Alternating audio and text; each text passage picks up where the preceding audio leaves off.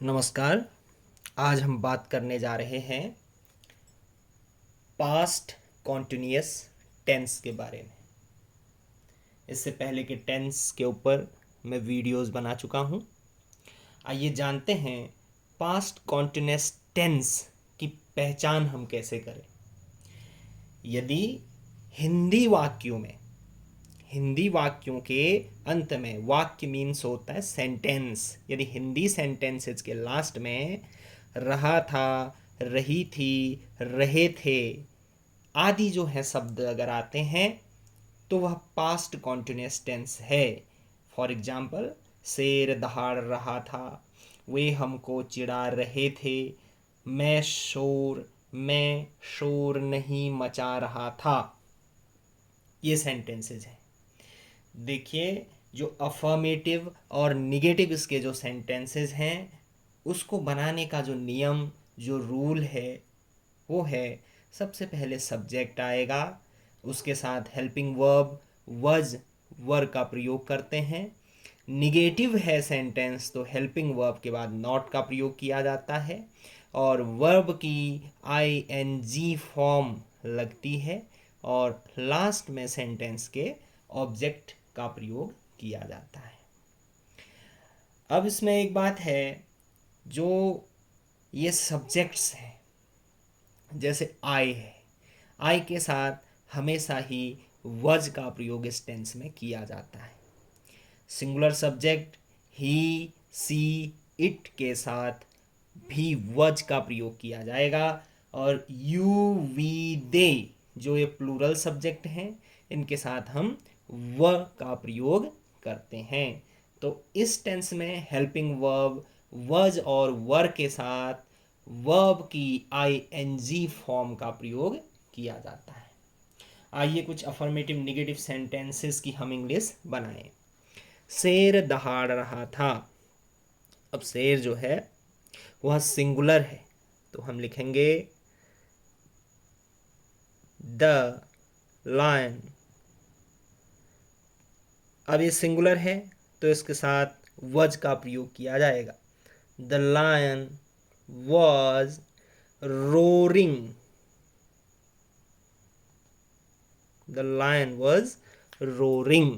शेर दहाड़ रहा था।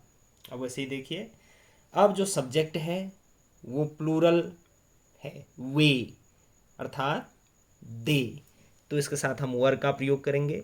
वे हमको चिढ़ा रहे थे। दे वर टीजिंग अस। दे वर टीजिंग अस, वे हमको चिढ़ा रहे थे। सिंगुलर और प्लूरल दोनों सब्जेक्ट्स वाले सेंटेंस हमने बना दिए हैं। अब बात करते हैं जहाँ पर मैं अर्थात कि आई का प्रयोग हो, तो आई के साथ भी हम जो है वज का प्रयोग करते हैं। देखते हैं, मैं शोर नहीं मचा रहा था, तो इसकी इंग्लिश बन जाएगी I was not making a noise। I was not making a noise। और कोई ऑब्जेक्ट होगा तो वो यहाँ पर आ जाएगा, लेकिन इस सेंटेंस में कोई ऑब्जेक्ट अभी है नहीं। तो ये थे अफर्मेटिव और निगेटिव सेंटेंसेस। आइए अब बात करते हैं इंटेरोगेटिव सेंटेंसेस के बारे में, इंटेरोगेटिव निगेटिव सेंटेंसेस के बारे में। तो इसमें दो प्रकार के जो हैं सेंटेंस होते हैं। यदि किसी हिंदी सेंटेंस में, किसी हिंदी वाक्य में क्या आरंभ में आ जाए, यानी कि शुरुआत से ही क्या लग जाए, कोई सेंटेंस यदि क्या से शुरू हो तो उसकी इंग्लिश हम इस रूल के अकॉर्डिंग बनाते हैं। यदि क्या हिंदी वाक्य में आ गया तो सबसे पहले हम हेल्पिंग वर्ब was या were का प्रयोग करेंगे जो सब्जेक्ट के अकॉर्डिंग आएगा।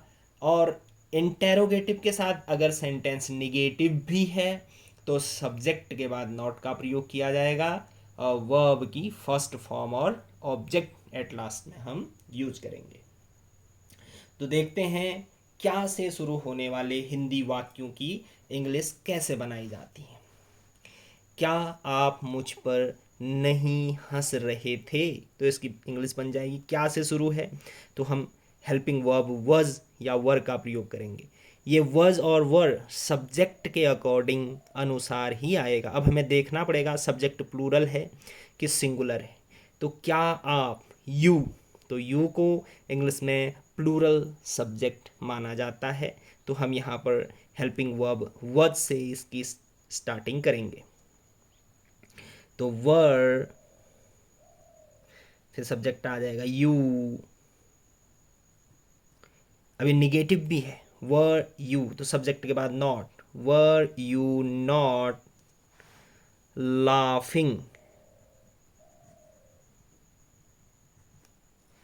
At me, were you not laughing at me, क्या आप मुझ पर नहीं हंस रहे थे। तो इस प्रकार से इसकी इंग्लिश बन जाएगी। अब जो दूसरे प्रकार के सेंटेंसेस हैं, ऐसे वाक्य जिन वाक्यों के बीच में प्रश्नवाचक शब्द अगर आ जाए, क्वेश्चन वर्ड आ जाए। क्या क्या होते हैं क्वेश्चन वर्ड, जैसे क्या, क्यों, कहाँ, कैसे, कब, कौन सा, कौन सी, कितना, कितने। तो ये शब्द अगर हिंदी वाक्य के बीच में आ जाएं तो उनकी इंग्लिश हम सबसे पहले बनाते हैं। ये रूल है, इसके अनुसार हम बनाएंगे। सबसे पहले जो बीच में आया हुआ प्रश्नवाचक शब्द है उसकी इंग्लिश बना देंगे। सबसे पहले वो क्वेश्चन वर्ड यहाँ पर आएगा, फिर was were, subject, not, ING form और ऑब्जेक्ट का हम प्रयोग करेंगे। आइए देखते हैं। आपका भाई परसों कितना पानी पी रहा था। तो ये कितना पानी, इसकी इंग्लिश सबसे पहले बनेगी। तो how much water, how much water, आपका भाई वो सिंगुलर है, यू तो प्लूरल है, लेकिन वो आपका भाई है। तो यहाँ पर आपका भाई जो है, यूअर ब्रदर, वो सिंगुलर है। तो हेल्पिंग वर्ब लगेगी was. How much water was your brother, how much water was your brother drinking, या हम यहाँ पर टेकिंग भी लिख सकते हैं। The day before yesterday, question mark. तो इस तरह से ये सेंटेंस भी बन गया। आपका भाई परसों कितना पानी पी रहा था। तो हाउ मच वाटर, जिस चीज़ को हम गिन नहीं सकते, अनकाउंटेबल नाउन के साथ, अनकाउंटेबल सिंगुलर नाउन के साथ हाउ मच का प्रयोग किया जाता है। और काउंटेबल जिसे हम गिन सकते हैं उसके साथ हाउ मैनी का प्रयोग किया जाता है। कितनी रोटी होता तो यहाँ पर how many chapatis, how many breads लिखा जाता। तो यहाँ पर अनकाउंटेबल नाउन सिंगुलर है, वाटर है यहाँ पर यानी पानी, तो इसके साथ हाउ मच का ही प्रयोग किया जाएगा। तो आशा है आपको पास्ट कॉन्टिन्यूअस टेंस समझ में आया होगा। मिलते हैं नेक्स्ट वीडियो में।